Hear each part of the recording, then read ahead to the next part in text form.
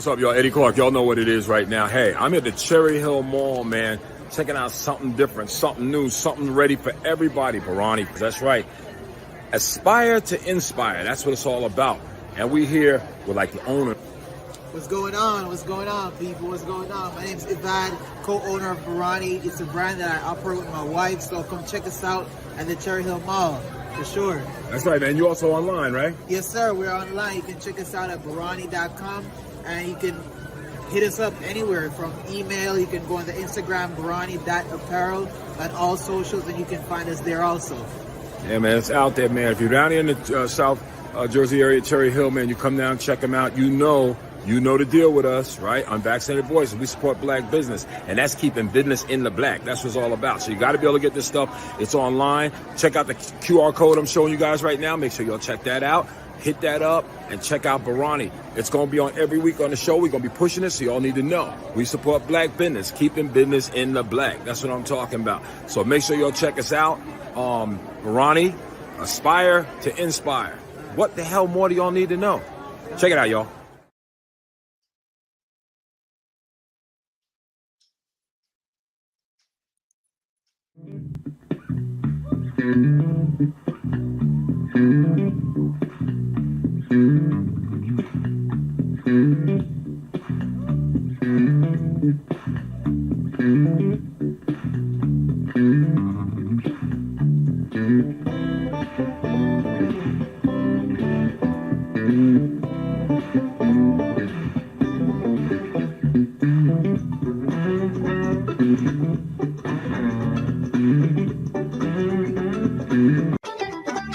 UVB TV, you know what it is.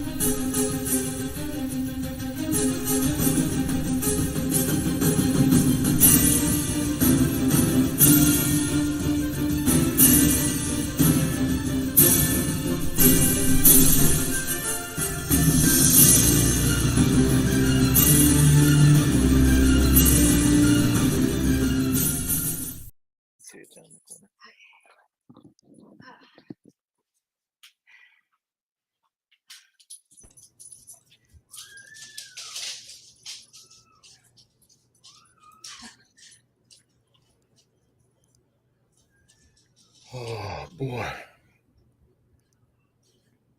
What's up, everybody? Welcome to the second actual show. Oh, what the hell is this? Oh, my goodness. What's going on here? Thank you. Welcome to the second actual show. And your point is, I'm your host, Edward H. Clark.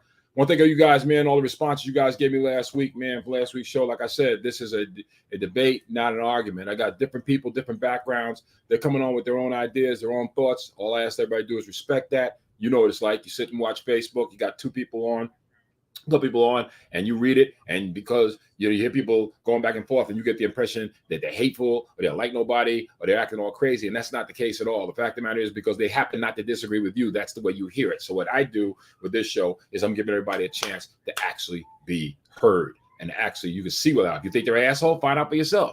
You know what I'm saying? If you think they're cool, find out for yourself.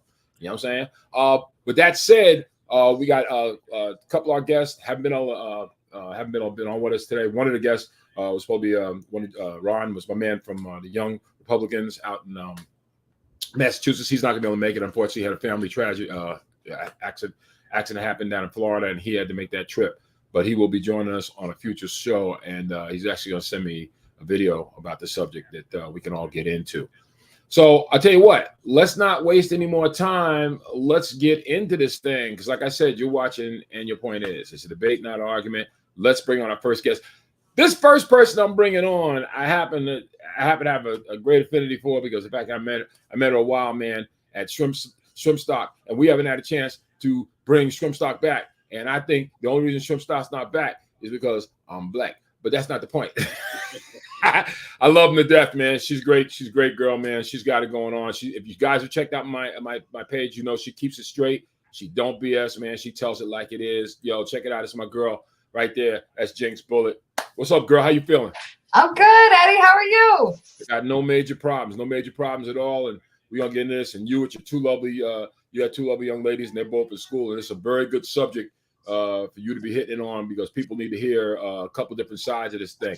Our second guest is actually an educator. He's from Newark, New Jersey. Good friend of mine. He's an educator. He's also a comedian. Y'all, my man Jay Lat is in the house. What's up, Jay Lat? Look at that. Yeah. Reed. Yeah. How you doing, Eddie? Yeah, these are people teaching your kids. Y'all folks, think about that for a minute. Anyway, good to see you, my player. Good to see you, man. Thanks a lot for coming on and joining us. And we have our other guest is Joey Novick. He's obviously running a little late, and that's cool.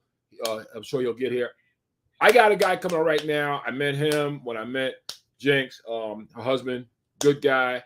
You know what I'm saying? Very straight talker. If you guys have ever seen him a few times, he has actually jumped on Facebook on my page. The man is very straightforward, and he doesn't take tea for fever. So that's why we got him on, because we know we're gonna get the straight deal from him. No BS, no chaser. Hey, my man, Rich Berman in the house. What's up, Rich? What's going on, Eddie? How are you?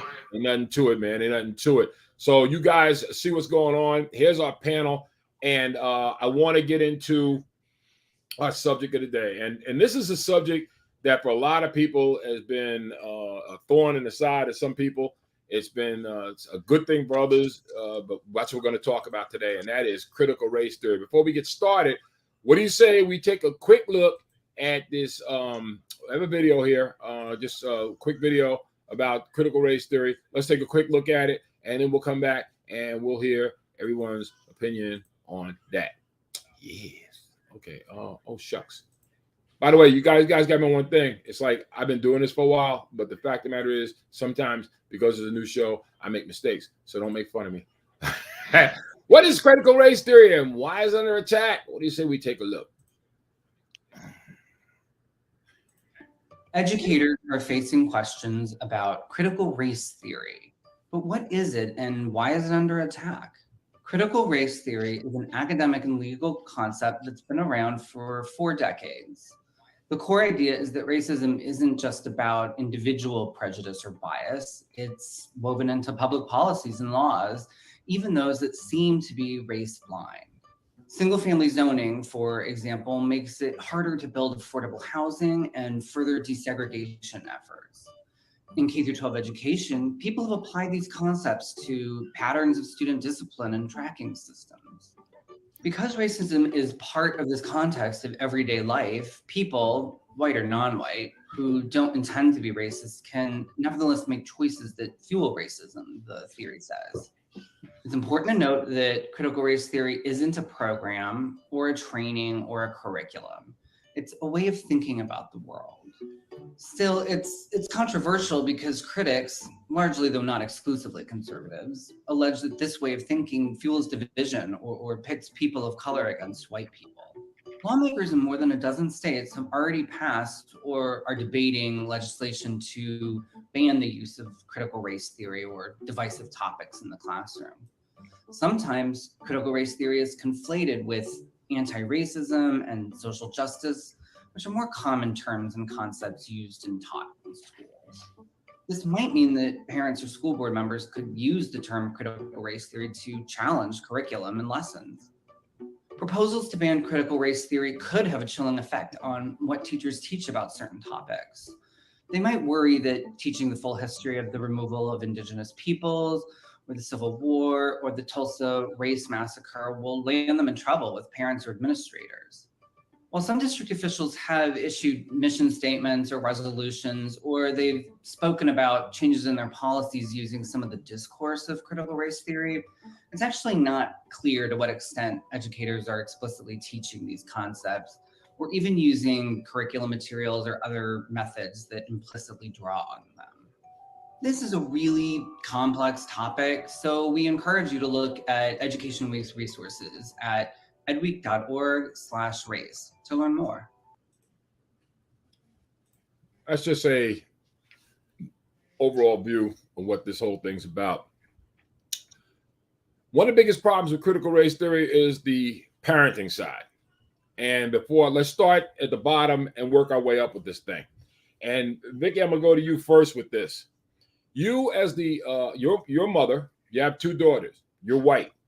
The idea behind what critical race theory entails is basically a way that history is being taught, at least by this definition, the way that history is being taught that is, some people would say, completely accurate, but in a way that should not be put in front of children.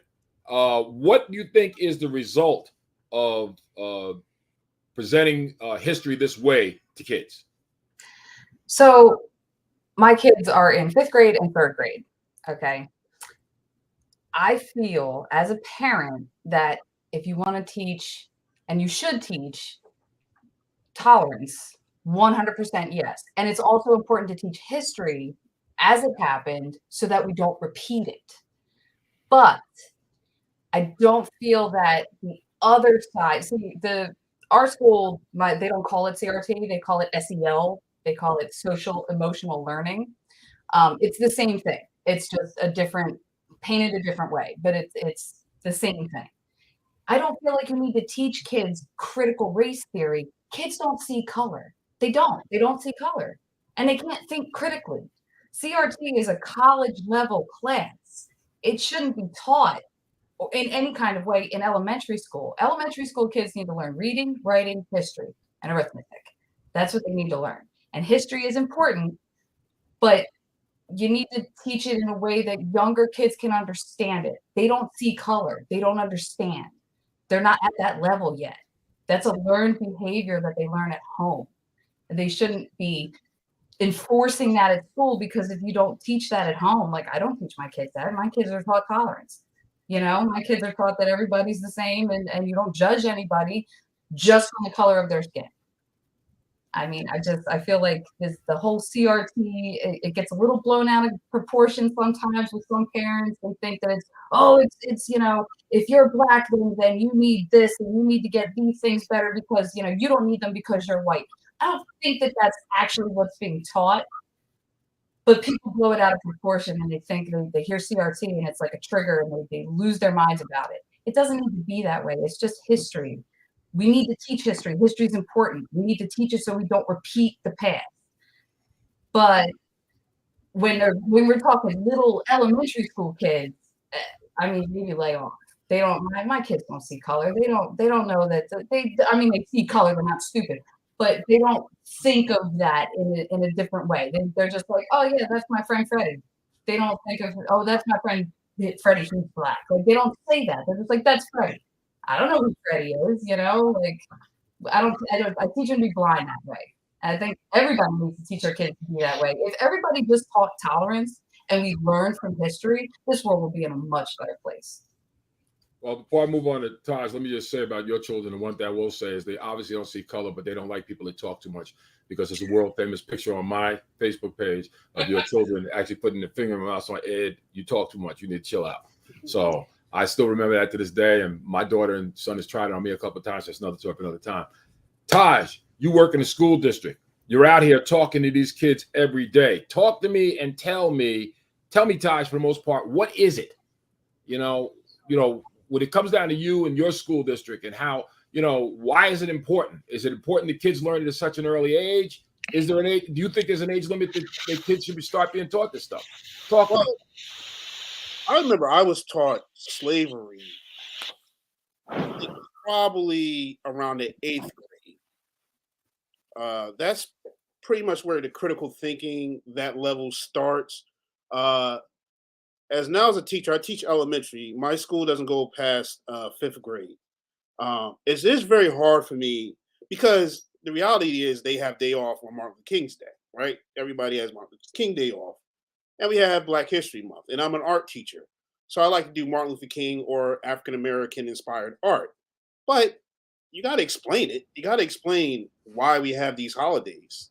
They don't just come out of thin air.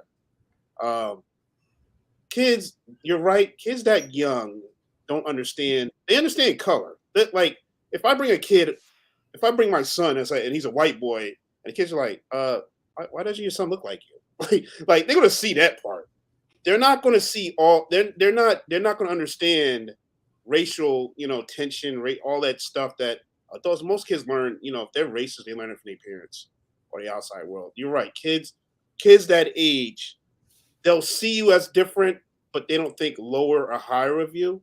But you have to explain basics to some children. You have to understand that you have to like Martin Luther King. I was doing a project where they had to draw Martin Luther King step by step. I wanted to explain to them why they have the holiday off. Why do we have the day off for Martin Luther King? And basically, I tell them because of how he looked, people didn't like him because there are adults who have issues with people that look like me and him. Without going into the whole slavery thing, I just put it like that. And you're kind of right, but I'm like, well, that's why I kind of twitched when you said kids don't see color. Depending on how old, because once they get into 5th, 6th grade, that's when partitions start to take. That's when they start to form their own little groups, their little inner circles. It wouldn't be based on color, but they start to see the dynamics. They start to see, like adults and how they treat people. And they get aware of the news. Kids are very socially aware of what's going on. You don't know how many young kids is not young as 4. I had a kid, I think 3rd or 4th grade, telling me about World War II. He was just like fascinated by it. He kept telling me all the stuff about World War II. And I'm like, wow, because he was just fascinated by it. And I'm hoping he was fascinated for the other side and not that side. But yeah. So critical race theory is a college course. It's a trigger word. It's a trigger word, especially for the right. I think they really jumped on it, try to say, oh, the black people are trying to teach your kids about their history and make you feel bad that you're white. And it's not that. It's history. Like, most of American history is rooted in the slavery and the civil rights era. It's history. It happened. Like, it's like teaching, it's like saying that the Crusades didn't happen. Like, people were treated a certain way because they were black. It happened. To say that it didn't happen, we'd be lying to your kids. We'd be lying to the kids for what? Political reasons? That's not right. So I'm sorry if it makes America look bad, but America did bad things, and you got to highlight it. America can't be the hero all the time. We did some horrible things. We did some great things in the country, but we also did some bad things. And we should leave it up to the kids to decipher and come away with whatever they come with. That's why we teach critical thinking skills. Critical isn't a word. Critical race theory, critical thinking. Like, you should be able to decipher on your own, and we have to teach kids that. Parents, I think a lot of buzzwords on it, stuff like that. And I do, but the funny thing about me, Eddie, I vote Democrat, but because I have my issues with liberals too, because liberals kind of push stuff on kids as well that they're not ready for. I feel they do that too.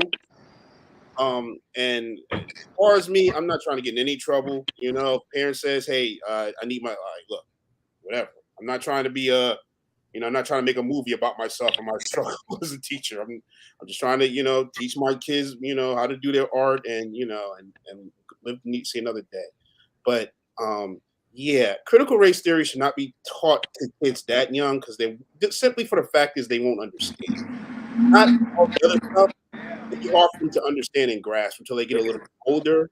And I'm not even say critical race theory, just what happened in the United States and how it affects us now and how it would affect them. Because I do teach a lot of black kids, I teach a lot of Hispanic kids, and they need to know this stuff. They need to know what happened and why this cop is going to treat you this way as opposed to somebody else. Why this institution is not letting you be a part of their institution while they let others in. It still happens today, and we cannot put our head in the sand and act like it doesn't happen. And we need to teach our kids this. Black kids and white kids.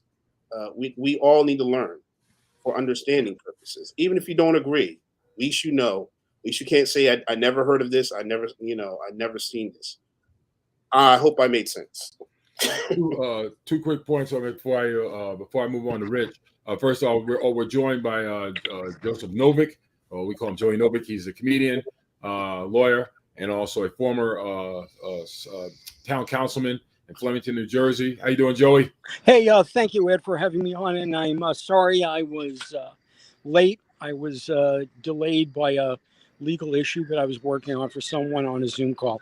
So I'm glad to join you in this discussion of critical race theory. So I have some thoughts. I don't know what's been discussed as of yet, but I just want to reflect on what the gentleman just said. I thoroughly agree. Critical race theory, which, by the way, when I was in law school, I did take a course on critical race theory about, I don't know, probably 20 years ago at Seton Hall School of Law.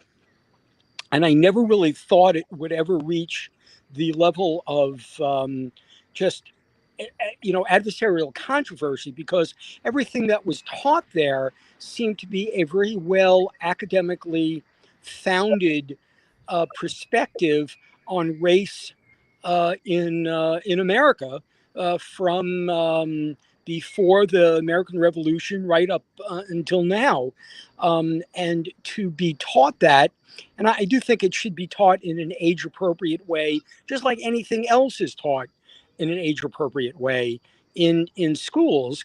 It seems quite reasonable to teach more complex versions of it through high school and college, and have an understanding, and it should be taught both to white and black children of color. I mean, certainly I don't see any reason not to teach it. Anyway, I don't know what's been going on before I arrived, so I thought I would just throw out my opinion in the beginning. All right, well, you hit the nail pretty good.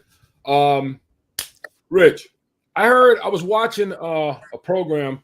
I was actually on MSNBC, and there was a commentator that was talking to, and I'm pretty sure it was Nancy Pelosi. And they're having a conversation, and one of the things they talked about was the situation happened in Florida where they started about talking about the anti-gay, the quote-unquote anti-gay laws. By the way, it doesn't say anti-gay anywhere in it, but that's not the point. They were talking about the law, and they got into CRT and the danger of CRT. And they asked him, what was your biggest problem you had with CRT? And he said that it teaches my innocent children who are white, right, to automatically feel guilty for something they had nothing to do with in a world where they came in and they're innocent. The other thing he said that really pissed him off was they're teaching them to essentially hate their grandparents, which I found was a really weird thought. Now, I understand what they're saying because I'm 66 and I have not fun, but I have great memories of the early 60s and very late 50s. I remember what was going on at the time. I was down south a lot. I could tell you stories, all right? But I've also been to shrimp stock with you guys with the Confederate flag flying behind me and had the best damn time of my life. So my point when I'm asking you, as a father, right, does it ever occur to you that when if your kids are being taught this kind of stuff, how it can end up affecting the relationship with older members of your family? And what do you say to your kids if your kid walks in one day and says, "Daddy, was Grandpa hanging black people?" I mean, the fact that your kid even comes to you with something like that, how do you hit that? Well, I think the big problem is that you have CRT, which is the teaching of history and things like that. But now you have school districts that have taken and encompassed that into a curriculum. And in the video you showed, it actually stated CRT is not a curriculum. Right. It's supposed to be the teaching of history as it actually occurred and how that associates. School districts have taken this and added to this curriculum. And I've seen some of the curriculums from school districts that tried to implement it. I've seen some of the stuff out of our school district. They've brought in these diversity directors and things, and they've come up with a curriculum. And some of the stuff that was shown, even in Pennsbury, specifically stated in there, you are going to teach children in 1st through 5th grade that whites are oppressors, blacks are oppressed. This is how it is. And they're creating a segregation within it just by themselves. The school district. I've seen the paperwork from Pennsbury. This was what they put out initially. It was literally telling people that. Hold up, Joey. Let me finish. Sorry. So these were some of the.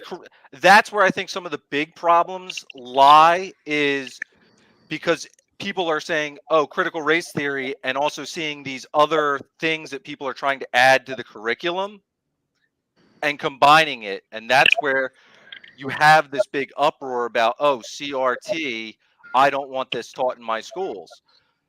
And I can understand where some people, and I talk to people on both sides. Our neighbor across the street, who we are great friends with, they're a biracial couple. Their kids are biracial. She's black, he's white, and even they have issues with some of the things and some of the ways that they were trying to implement teaching this critical race theory. It wasn't an issue with the history. It was the issue with these other things that they were trying to implement alongside it. As far as if my daughter comes home and says, hey, was grandpa, or someone hanging black people, I'd have to go back and look at family history. As far as I know, there was nothing like that in our family background. And I can explain that, just about everyone, grandfather and older, have all fought in world wars to protect freedoms and protect people that were being targeted for their race or their religion or what have you.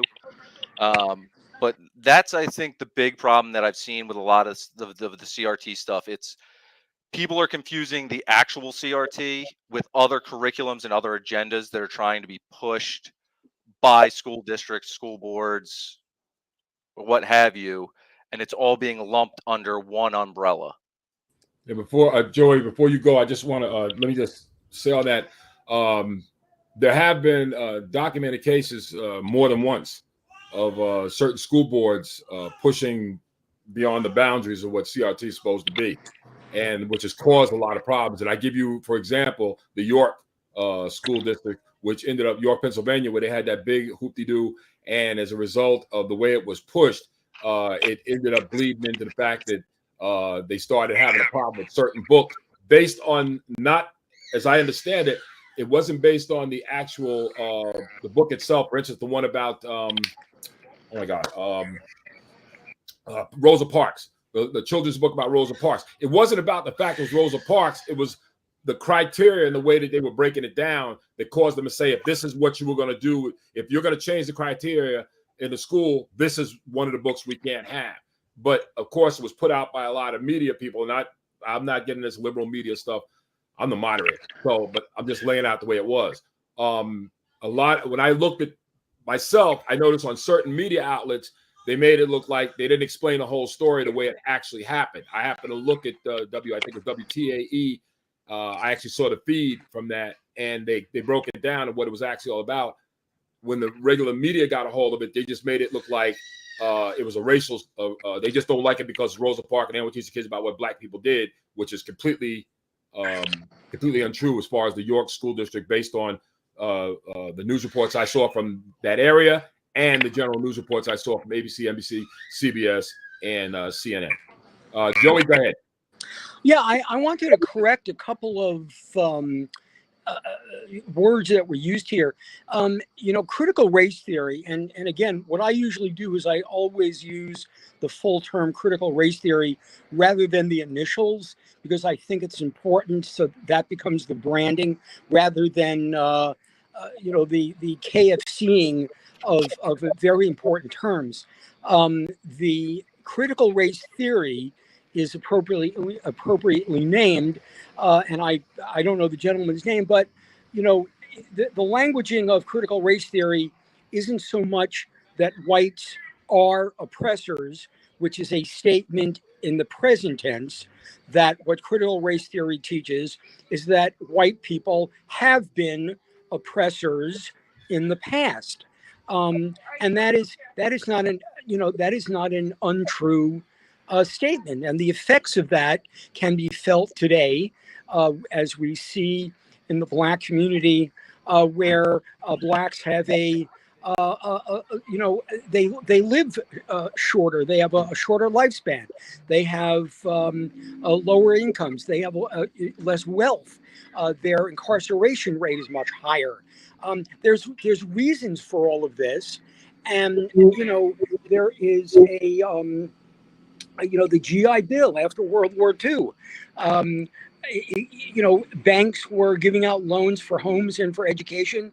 And, who got those loans? Mostly white people for homes, not black families for homes. And if you look at that, my parents, great example about your grandparents. I mean, I know my uncle, my favorite uncle, my godfather, a man that I grew up loving, my Uncle Philly, was he was a bigot when it came to black people. It doesn't mean that I love him any less, but it's a life lesson. And I think it's very important to understand. Perfect example of my family. My dad bought a house in 1957 on a 2% GI Bill loan. 30 years later, when my parents sold the house, they made a couple of $100,000. If you compare that with a same placed black family in 1957 that could not get such a loan, 30 years later, maybe that family has been renting for 30 years. Well, my family, as a white family, was able to, you know, build up wealth. Why? Because we had white skin. And that's where white privilege comes in. I don't see any problem teaching that to kids so that they know the actual history of the United States.